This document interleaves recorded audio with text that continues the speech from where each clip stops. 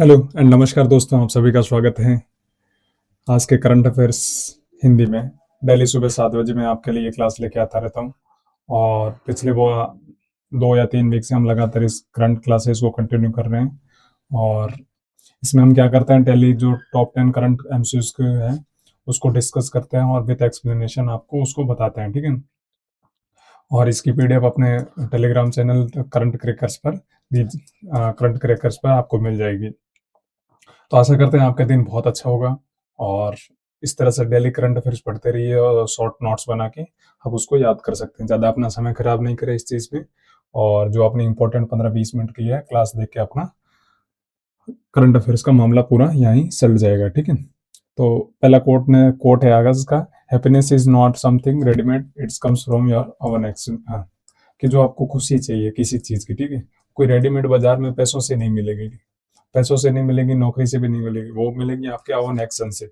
अभी भी अच्छे एक्शन कर रहे हैं, आपका पूरा दिन यूटिलाइज कर रहे हैं कि भाई पूरा दिन मैंने ये बनाया और मैं इसको पूरे मेरे हिसाब से इसको प्लान करूंगा और पूरे दिन में ये पढ़ूंगा ये करूंगा। और जो आपके एक्शंस हो गए ना, जब आप रात को सोओगे ना, तो आपको वो एक सेटिस्फेक्शन मिलेगा कि आज जो भी मैंने सोचा है ना वो मैं आज कर पाया हूँ, ठीक है।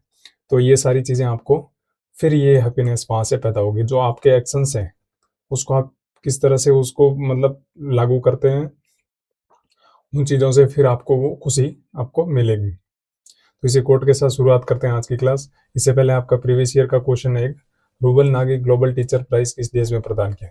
ये क्वेश्चन 100% किसी और किसी एग्जाम में आपको देखने को मिलेगा। इससे रिलेटेड मैंने प्रीवियस जो क्लासेज हैं उसमें रूबल नेगी के बारे में पूरा बता रखा है, इनको किस लिए दिया गया, इनकी बुक्स का नाम क्या था और ये कहाँ से बिलोंग करती है। तो आशा करते हैं इसका आप कमेंट बॉक्स में आंसर देंगे और मैं आपको उस वीडियो की लिंक भी दे दूंगा जिसमें रूबल नागी के बारे में मैंने पूरा बताया। और ये 100% क्वेश्चन किसी एग्जाम में देखने को मिला, इतना इंपॉर्टेंट है और ये मतलब इतनी जगह कवर कर चुका है तो जिससे आप देख सकते हैं, ठीक है। तो आज का पहला क्वेश्चन है आपके सामने, भारत टैक्सी के साथ हवाई अड्डों पर सर्ज फ्री कैब सेवाएं शुरू करने वाला किस संगठन ने एमओयू पर हस्ताक्षर किए। यहाँ से क्वेश्चन से आपको सीधा पता चल रहा है हवाई अड्डे। हवाई अड्डे का मतलब क्या होता है, जो एयरपोर्ट्स होते हैं आपके उसके साथ सर्ज फ्री कैब सेवाएं शुरू करती है। तो इसका सीधा आंसर आपको दिखेगा airports authority of India, AAI. Airport authority of India ने अभी भारत टैक्सी, जब से ये भारत टैक्सी का कॉन्सेप्ट लॉन्च हुआ है ना, उसके बाद जो कंपनियां हैं आपकी जैसे ओला, उबर, जो ये रैपिडो जैसी कंपनियां हैं, इनको बंद होने के कगार तक पहुंच गए। तो इस भारत टैक्सी का कंसेप्ट क्या है, इसका भी मैंने इससे पहले भी डिस्कस कर चुका हूँ, तो आप उसको देख लें। ये गवर्नमेंट सपोर्टेड टैक्सी प्लेटफॉर्म है जिसमें डायरेक्ट किसको फायदा होता है, सारथी को। ये जो आदमी खड़ा है इसका क्या नाम है, सारथी। ये टर्म्स यूटिलाइज किए गए हैं। ये आपको जो कोऑपरेटिव सोसाइटीज होती है, ये कोऑपरेटिव जो मिनिस्टर है अपने अमित शाह, उन्होंने भारत टैक्सी को हाल ही में लॉन्च किया था। तो इसने किसके साथ फ्री सेवाएं, तो एयरपोर्ट्स अथॉरिटी इंडिया के साथ। अब एयरपोर्ट में आराम से मतलब आप भारत टैक्सी बुक कर सकते हैं। और इसमें क्या होता है कि डायरेक्ट ज्यादा से ज्यादा फायदा किसी प्लेटफॉर्म को नहीं मिलकर डायरेक्ट सीधा ड्राइवर को, इसको जो भी उसका ड्राइवर होगा उसको फायदा मिलेगा। Airports authority of India Bharat taxi के साथ एमओयू पर हस्ताक्षर किए हैं। ये भारत टैक्सी पहले driver on cooperative taxi service है। कोऑपरेटिव का मतलब होता है सहकारिता टैक्सी सर्विसेज है। ये नो सर्च प्राइसिंग, ये मतलब इसमें प्राइसिंग बढ़ेंगे नहीं भाई, किसी चीज पे मॉडल पे काम नहीं करती, इसकी एक फिक्स रेट होगी, उतने में चलना है और वो फिक्स रेट रहेगी। और ये लगभग 10 क्षेत्रीय जो हवाई अड्डे हैं उस पर इसको शामिल किया गया है। और बल्कि इसमें क्या है कि ड्राइवर कमीशन आधारित नहीं है, बल्कि सीधे स्टेक होल्डर बनेंगे, मतलब वो उसका पार्ट बनेंगे। जो भी आप पे करोगे 80 से 90% सीधा ड्राइवर के खाते में जाएगा। और इससे आत्मनिर्भर भारत और सहकार से समृद्धि जैसे प्रोजेक्ट को भी एक अहमियत मिलती है। और आप बताओगे, इसमें मेरा आपसे एक क्वेश्चन रहेगा, जो वो मैन है उसको बोला गया है सारथी। सारथी तो जो वुमेन्स ड्राइवर है, इसमें आपका ऑप्शन रहेगा कि आप चाहो तो वुमेन्स ड्राइवर भी बुक कर सकते हो। तो वुमेन्स ड्राइवर को इसमें क्या यूज किया गया है, किस वर्ड से उनको बताया गया है, ठीक है। एशियन शूटिंग चैंपियनशिप 2026 में मेघना सजनहार ने किस स्पर्धा में कांस्य पदक जीता। तो ये क्वेश्चन बहुत इंपॉर्टेंट बना, मेघना सजनहार। मेघना सजनहार, क्या नाम है? मेघना सजनहार। अभी इन्होंने क्या, कौन सा पदक जीता है? इन्होंने जीता है कांस्य पदक। अब कांस्य पदक जीतने के बाद भी इतना इंपॉर्टेंट क्यों है ब्रॉन्ज मेडल जीते हुए? क्योंकि इनका मेन रीजन था, इनकी 8 मंथ की प्रेगनेंसी चल रही है। क्या चल रही है? 8 मंथ की प्रेगनेंसी। और 8 मंथ की प्रेगनेंसी में इन्होंने कौन सा पदक जीत लिया है? Bronze medal. कौन सा मेडल? Bronze medal. और वो किस में जीता है? 10 मीटर एयर राइफल में। किसमें? 10 मीटर एयर राइफल में। ये आपकी मेघना सजनहार है। इन्होंने 10 मीटर एयर राइफल में जब 8 मंथ की प्रेगनेंसी है उस टाइम इन्होंने कौन सा मेडल जीता? Bronze medal. ये जो एशियन शूटिंग चैंपियनशिप है इसके रिलेटेड इससे पहले एक और पदक जीता था, किसने? ईसा सिंह ने। ईसा सिंह ने भी गोल्ड मेडल जीता था। ये क्वेश्चन भी मैंने आपको पहले कवर करा चुका है। तो एशियन चैंपियनशिप कहाँ वो हो रही है आयोजित? ये आपके शहर न्यू दिल्ली में हो रही है। और न्यू दिल्ली में भी कहाँ पे हो रही है? जो करणी सिंह शूटिंग रेंज है। कौन सी रेंज? जो करणी सिंह शूटिंग रेंज है उसमें एशियन चैंपियनशिप हो रही है। तो मेघना सजनहार क्वेश्चन पूछ, डायरेक्ट क्वेश्चन पूछेंगे ये किससे रिलेटेड है, किस खेल से? तो ये डायरेक्ट आपका आंसर रहेगा शूटिंग। और इन्होंने 10 मीटर एयर राइफल में क्या जीता था? Bronze medal. तो कभी कभी गोल्ड जीतना जरूरत नहीं होता, पर जब तुम बहुत अलग इच्छा से आके, मतलब कई बार क्या होता है कि जैसे हर किसी को आईएएस बनना जरूरी नहीं। यदि तुम ग्रुप डी के भी ग्रुप डी में भी कई बार सिलेक्शन ले लोगे तो भी नाम हो जाए। वो डिपेंड करता है आप किस क्षेत्र से आते हैं, कहाँ से आते हैं, तो वो सारी चीजें मैटर करती है कई बार। तो इसलिए अभी इसमें गोल्ड किसने जीता वो हमें मतलब नहीं है, लेकिन ये जरूरी है कि 10 मीटर एयर राइफल में शूटिंग चैंपियनशिप में जो ब्रॉन्ज मेडल किसने जीता वो मेघना सजनहार ने जीता था। ये पदक जीतते समय ये 8 महीने की गर्भवती थी, इसलिए ये क्वेश्चन बहुत इंपॉर्टेंट बन जाता है आपके लिए। और किसमें जीता था? 10 मीटर एयर राइफल में। और ये एशियन शूटिंग चैंपियनशिप कहाँ चल रही है? न्यू दिल्ली में, वो भी करणी सिंह रेंज में। और एक उच्च सटीकता के संतुलन वाली स्पर्धा, इसमें इन्होंने अपनी जो मानसिक मजबूती है उसका एक बहुत बड़ा उदाहरण पेश किया है। और एक एक चीज बताते हैं, उनका ये पहला व्यक्तिगत एशियन चैंपियनशिप पदक था। इससे पहले उनका कोई एशियन चैंपियनशिप पदक नहीं था। साफ अंडर 19 फुटबॉल चैंपियनशिप 2026 का फाइनल मुकाबला कहाँ खेला गया था? तो इसका सही आंसर है आपका पोखरा में। पोखरा कहाँ पे है? पोखरा आपके है नेपाल में। तो पोखरा में साफ, साफ क्या होता है? South Asian football federation. South Asian football federation. और इसकी स्थापना कब की गई थी? 1993 में। तो ये साफ चैंपियनशिप आयोजित हुए और इसमें जो अंडर 19 वुमेन्स है, तो आपको पीछे देख रहा है, अंडर 19 वुमेन चैंपियनशिप किसने जीती है? इंडिया ने। अब इंडिया ने किसको हराया था? बांग्लादेश को। किसको? बांग्लादेश को। और ये पोखरा के रंगशाला स्टेडियम में फाइनल खेला गया था। महिला चैंपियन फाइनल नेपाल में आयोजित हुआ, ठीक है। और ये फाइनल में बांग्लादेश को 4-0 से हराया था।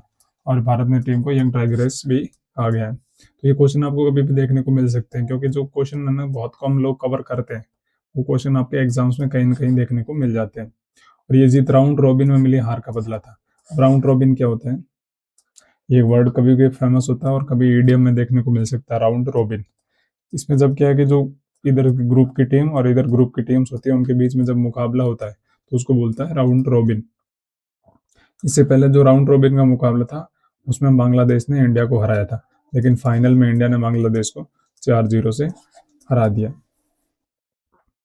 और ये जो एशियन फुटबॉल कॉर्पोरेशन है अंडर 17 वुमेन्स एशियन कैप की तैयारी का हिस्सा था। अब सेफ जो साउथ एशियन कंट्री कौन कौन से हैं जो इसमें सेफ में योगदान, तो इसमें आपका पाकिस्तान हो गया, नेपाल हो गया, मालदीव्स हो गया, हाँ इंडिया हो गया, बांग्लादेश हो गया और नेपाल। हाँ पाकिस्तान, नेपाल, मालदीव, इंडिया और ये बांग्लादेश, ये 5 कंट्री किसमें है? सेफ में, साउथ एशियन फुटबॉल फेडरेशन में। पढ़ाई भी थी पहल हिमाचल प्रदेश के किस जिले में शुरू की गई? अब जो पढ़ाई होगी वो एआई के सहयोग से होगी। और किसकी पढ़ाई? जो आपकी कॉम्पिटिटिव है। ऐसा ज़रूरत नहीं है, हम भी पढ़ा देते हैं आपके लिए कॉम्पिटिटिव, पर इन्होंने लॉन्च किया कि कॉम्पिटिटिव जो तैयारी होती है उसको किस तरह से किया जाए और किस तरह से उसमें सिलेक्शन लिया जाए। तो इसमें एआई का सहयोग दिया जा रहा है। तो हो सकता है आने वाले टाइम में एआई से बहुत सारे क्वेश्चन भी बन सकते हैं आपके लिए, लेकिन ये इन्होंने अभी शुरू की है। ये कौन है? सुखविंदर सिंह सुक्खू। ये कौन है? आपके हिमाचल प्रदेश के सीएम। तो इन्होंने हाल ही में बिलासपुर, जो हिमाचल का डिस्ट्रिक्ट है, वहां से इन्होंने क्या किया है, एक पहल स्टार्ट की, पढ़ाई विथ एआई। और ये किसके सहयोग से? एनटीपीसी से, national thermal power corporation limited. एक महारत्न कंपनी आपको पता होगा, इसके सहयोग से पढ़ाई विथ एआई ये पहल शुरू की है। ये क्या करेगा? प्रतियोगिता परीक्षा की तैयारी करने वाला की मदद कर आपके पास क्वेश्चन सीधा पूछ सकते हैं कि पढ़ाई विथ एआई कॉन्सेप्ट कहाँ पे स्टार्ट हुआ और इसका क्या उद्देश्य था। तो ये शुरुआत बिलासपुर जिले से की गई और किसने की? सुखविंदर सिंह सुक्खू द्वारा। इसमें मुख्यतः यही होगा कि जो जो डिजिटल कंटेंट दिया जाएगा, स्टडी मटेरियल, और अकादमिक काउंसिल भी इसमें शामिल होंगे। और इसका संस्था का सहयोग कौन करेगा? NTPC, national thermal power corporation limited. अगला क्वेश्चन है, सावलकोट जल विद्युत परियोजना हाइड्रो इलेक्ट्रिक प्रोजेक्ट किस नदी पर स्थित है? ये बहुत इंपॉर्टेंट क्वेश्चन है और आने वाले एग्जाम्स में आपको कहीं कहीं देख सकते हैं कि सावलकोट जल विद्युत परियोजना। तो हाल ही में चर्चा क्यों है? क्योंकि सेंट्रल गवर्नमेंट ने इसके लिए 129 करोड़ रुपए का अलग से एक बजट तैयार किया है, ठीक है, उसको फंड किया है। किसको? सावलकोट को। इसमें बहुत इंपॉर्टेंट पॉइंट है जो आप याद रखेंगे, ठीक है। तो ये कौन सी नदी पर है? ये चिनाब रिवर। अब आपको देखेंगे चिनाब रिवर क्या थी। ये दो नदियों से बन के मिली होती है। कौन कौन सी? चंद्रा और भागा रिवर से। चंद्रा प्लस भागा रिवर से। ये क्वेश्चन बहुत बार पूछा गया कि चेनाब रिवर है, उसका किन दो नदियों से मिलकर बनी होती है? इसका नाम चंद्र प्लस भागा से बने है चेनाब रिवर। और इसका उद्गम कहाँ होता है? इसका होता है लाहौल स्पीति से। कहाँ से? लाहौल स्पीति से इसका उद्गम आपका होता है लाहौल। तो ये जो सवालकोट है ये कहाँ पे है? हाइड्रो इलेक्ट्रिक प्रोजेक्ट है। तो इससे पहले ये चर्चा में क्यों आया पता है? ये आपको जो इंडिया और पाकिस्तान के बीच में एक संधि हुई थी जिसे सिंधु जल, एक सेकंड,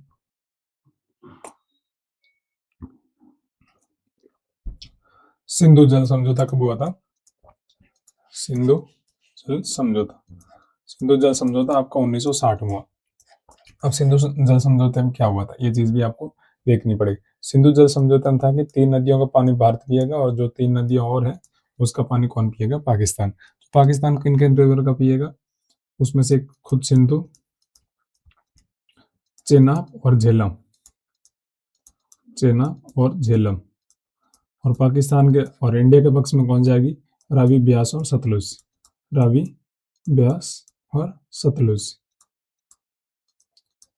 तो ये 3 नदियां इंडिया पानी यूज करेगा, इन 3 का पाकिस्तान। लेकिन जब से पहलगाम अटैक हुआ था उसके बाद इंडिया ने इस सिंधु जल समझौते को कैंसिल कर दिया। और अब ये जो चेनाब रिवर के ऊपर क्या बन रहा है?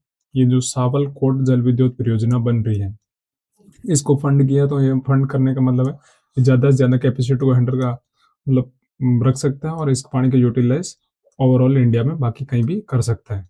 तो ये बहुत एक इम्पोर्टेंट न्यूज है, न्यूज के परस्पेक्टिव से। और ये जम्मू कश्मीर की सबसे बड़ी क्या है? जल विद्युत परियोजना भी है। और ये जम्मू कश्मीर के रामबन जिले में बनाई जा रही है। और ये किस किस नदी पर है? सावलकोट। ये चेनाब नदी के ऊपर है। और इसके लिए कितना फंड एलोकेट किया गया? 5129 करोड़ रुपीस। और ये जम्मू कश्मीर की क्या है? सबसे बड़ी जल विद्युत परियोजना है।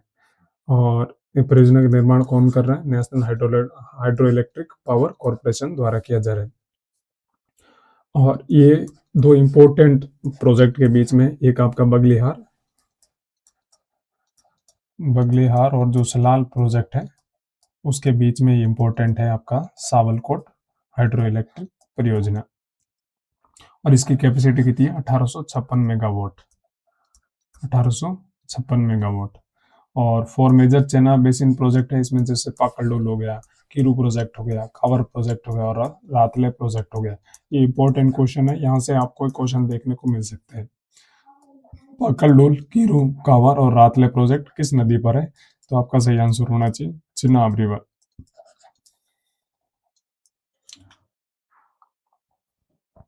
सह्याद्री टाइगर रिजर्व एसटीआर के बारे में निम्न में से कौन सा कथन सही है? अभी हाल ही में सह्याद्री टाइगर रिजर्व जो एसटीआर है वो चर्चा में रहा था, क्योंकि इसमें अभी हाल ही में तीसरी एक फीमेल टाइग्रेस को छोड़ा गया था।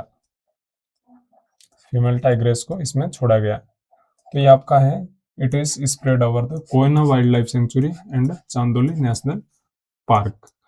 तो ये दो पार्क से, दो सेंचुरी से मिलकर बना हुआ है। ये आपके जो गोवा, महाराष्ट्र और कर्नाटक के बॉर्डर पर है। कौन है? एसटीआर, जो सह्याद्री टाइगर रिजर्व एसटीआर है। और ये किससे मिलकर बना है? एक कोयना वाइल्ड लाइफ सेंचुरी और एक Chandoli wild life sanctuary. Koyna किसकी नदी है? ये कोयना रिवर है, जो आपकी कृष्णा रिवर की सहायक नदी है। कृष्णा नदी की सहायक नदी है, इसका क्या नाम है? कोयना रिवर। इसके ऊपर एक फेमस कोयना डैम भी है, कोयना डैम भी है। तो एसटीआर किससे मिलकर बना हुआ है? चांदोली और कोयना वाइल्ड लाइफ सेंचुरी से मिलकर बना हुआ है। और ये महाराष्ट्र के वेस्टर्न घाट्स में है, जिसे सह्याद्री रेंजेस भी कहा जाता है। एसटीआर दो प्रोजेक्ट से मिलकर बना है, ये इसमें कोयना और चांदोली नेशनल पार्क है। और ये वेस्टर्न महाराष्ट्र का पहला टाइगर रिजर्व है। जो आपका वेस्टर्न महाराष्ट्र है उसका पहला टाइगर रिजर्व है, जिसका क्या नाम है? STR, Sahyadri tiger reserve. ये महाराष्ट्र का चौथा टाइगर रिजर्व है। महाराष्ट्र का कौन सा है? चौथा टाइगर रिजर्व है। एसटीआर सेंट्रल एरिया में शिव सागर और वसंत सागर रिजर्व भी इसी में। कौन से? शिव सागर और वसंत सागर।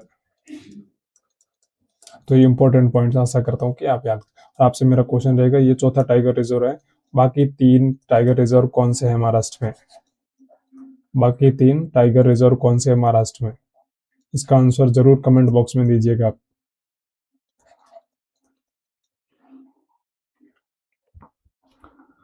उसके अगला क्वेश्चन है, चंद्रयान 4 मिशन के लिए इसरो ने चंद्रमा पर किस स्थान पर लैंडिंग साइट के रूप में चुना है?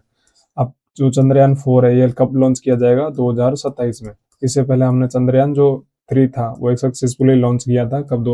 जुलाई 2023 में। तो हम 2024 की तैयारी कर रहे हैं, जो 2027 की तैयारी कर रहे हैं चंद्रयान 4 का। तो इसका नाम है mons mountain. Mons mountain point है, MM4 है। इस पर लैंडिंग साइट है, और ये इसको भी कहाँ लैंड कराएंगे हम? साउथ पोल पर। तो चंद्रमा का साउथ पोल है, उस पर चंद्रयान 4 का भी लैंडिंग कराने की योजना है। ये माउंट रीजन बहुत महत्वपूर्ण है, मॉन्स माउंटन। इसे इसरो ने इसे MM1, MM3, MM4, MM5 चार साइट का अध्ययन किया है। और ये कहाँ पे है? साउथ पोल के पास चुनी गई है। तो इसका मतलब MM4 है ना, सबसे कम हैजार्ड परसेंटेज पाया गया है। तो जहाँ सबसे कम ज्यादा मतलब एकदम सही प्लेन एरिया है MM4। तो कहाँ लॉन्च कराने की योजना है? MM4 पर, मॉन्स माउंटन 4। कोर्डोफोन क्षेत्र किस देश में स्थित है? हाल ही में ये क्षेत्र किस कारण समाचार में रहा? तो कोर्डोफोन आपका है सूडान में। इसमें अभी क्या हुआ? ड्रोन अटैक किया गया है, और उसके बाद बहुत सारी फैमिली यहाँ से डिस्प्लेस्ड हो गई है। तो सूडान की राजधानी क्या है आपको? सूडान की राजधानी है खार्तूम। खार्तूम, ठीक है। तो अभी सूडान इंपॉर्टेंट क्यों नहीं है? सूडान ज्यादा कोई इंपॉर्टेंट नहीं है, ड्रोन अटैक भी नहीं है, लेकिन ये कोर्डोफोन रीजन है, ये हिस्ट्री में इंपॉर्टेंट है, ठीक है। उसके अलावा हम एक बहुत इंपॉर्टेंट यहाँ न्यूज देख रहे हैं। सूडान, आपको पता है सूडान का जो खार्तूम है, जो खार्तूम है ये किसके लिए फेमस है? यहाँ पे दो नदियां मिलती है। एक आपका पता है ब्लू नाइल, जो नील नदी है, ब्लू नाइल। और एक है व्हाइट नाइल, व्हाइट नाइल। ये दोनों कहाँ मिलती है? आपके जो सूडान की कैपिटल सिटी है खार्तूम में मिलती है। तो ब्लू नाइल का ओरिजिन कहाँ से होता है? इथोपिया से। और जो आपके व्हाइट नाइल है उसका ओरिजिन कहाँ से होता है आपको? जो व्हाइट नाइल है इसका ओरिजिन आपको होता है साउथ सूडान से, यहाँ से। तो ये साउथ सूडान से यहाँ आती है, और ये इथोपिया से यहाँ आके जो आपके खार्तूम है उसी कैपिटल सिटी में आपको मिलती है नाइल। उसके बाद पूरी बनती है नाइल रिवर। उससे पहले दो पार्ट होता है, व्हाइट नाइल और ब्लू नाइल नदी। हमला नॉर्थ कोर्डोफान राहत क्षेत्र के पास हुआ था। तो हमले की ज़्यादा जानकारी हमें कोई मतलब नहीं है, हमें ये पता चल गया नाइल लेवल कहाँ पे मिलती है, तो ये पता चल गया खार्तूम में। तो खार्तूम से तो पहले कौन है, एक ब्लू नाइल और एक वाइट नाइल। जो वाइट है आपकी ये कहाँ से आती है, साउथ सूडान से, एसएस से, और ये ब्लू नाइल आपकी कहाँ से आती है, इथोपिया से। और ये वेस्ट कोर्डोफान जो रीजन है ये ऑयल फील्ड्स के कारण भी रणनीतिक रूप से महत्वपूर्ण है। ये क्वेश्चन है कि हाल ही में खोजी गई पारालियोक्रेट्स इंडिका किस प्रकार के जीव और इसे कहाँ खोजा गया है, क्या नाम है, पारालियोक्रेट्स इंडिका। तो ये आपका एक मरीन वॉर्म है जो चंपा एस्चुरी में खोजा गया है। ये कहाँ पे, चंपा एस्चुरी, वेस्ट बंगाल में। ये क्या है, मरीन वॉर्म, मतलब एक समुद्री कीड़ा है। इसका नाम है पारेलियोक्रेट्स इंडिका और ये कहाँ खोजा गया, चंपा एस्चुरी में। तो चंपा एस्चुरी कहाँ है, वेस्ट बंगाल में, वेस्ट बंगाल। अब चंपा एस्चुरी क्या है, ये चंपा रिवर से बना है। जो चंपा रिवर है ये वेस्ट बंगाल, मतलब आपके, और चंपा रिवर इंपॉर्टेंट थी एक जमाने में जब अंग प्रदेश और मगध प्रदेश, जो मगध है और अंग प्रदेश के बीच में से ये एक जमाने में बाउंड्री बनाती थी। लेकिन अभी ये बहुत एकदम गंदा सा नाला सा बन गया है और इसकी कोई साफ सफाई पे ध्यान नहीं दे रहे। जो पार्लियोक्रेट्स इंडिका है ये समुद्री कीट है, क्या है, मरीन वॉर्म है और इसे चंपा एस्चुरी में अभी फाउंड किया गया है। बाकी इससे रिलेटेड आप देख सकते हैं जानकारी, ये फिंग जाउड से संवेदनशील है और ये ब्रिस्टल्स के कारण अलग पहचाना जाता है। और इसकी आगे की आंखें पीछे की आंखों से 5 गुना बड़ी होती है और ये इससे रिलेटेड आप कुछ पॉइंट देख सकते हैं। हाल ही में संवैधानिक संस्था ने चुनाव प्रक्रिया में पारदर्शिता बढ़ाने संबंधित निर्देश जारी किए। तो अभी आपको पता है चुनाव प्रक्रिया तो कौन कराती है इंडिया में, इलेक्शन कमीशन ऑफ इंडिया। तो इलेक्शन कमीशन ऑफ इंडिया का आर्टिकल कौन सा है, आर्टिकल 324। तो आर्टिकल 324। और अभी जो चीफ इलेक्शन है, चीफ इलेक्शन कमिश्नर कौन है आपके, ज्ञानेश कुमार, ज्ञानेश कुमार। इसके अलावा दो और इलेक्शन कमिश्नर होते हैं, दो और इलेक्शन कमिश्नर होते हैं, उसमें एक है आपके विवेक जोशी। कौन है, विवेक जोशी। और एक और है सुखबीर सिंह संधू, सुखबीर सिंह संधू। तो पता चल गया इस क्वेश्चन के बाद हमने 2 चीजें याद कर ली, आर्टिकल कौन सा है 324, और अभी इलेक्शन कमिश्नर कौन है, ज्ञानेश कुमार, और इसमें 2 चीफ इलेक्शन कमिश्नर भी होते हैं जिसे विवेक जोशी और सुखविंदर सिंह संधू। और इसका उल्लेख अनुच्छेद 324 में है। और ये इलेक्शन कमीशन ऑफ इंडिया क्या है, संवैधानिक संस्था है और इसका उद्देश्य आपको पता है, ये स्वतंत्र और निष्पक्ष चुनाव सुनिश्चित करना है। और लोकसभा, विधानसभा और राष्ट्रपति चुनाव का भी संचालन यही करती है। तो इलेक्शन कमीशन में मतदाता विश्वास बढ़ाने की भी जिम्मेदारी दी गई है। और ये आचार संहिता भी कौन लागू करती है, यही संस्था लागू करती है।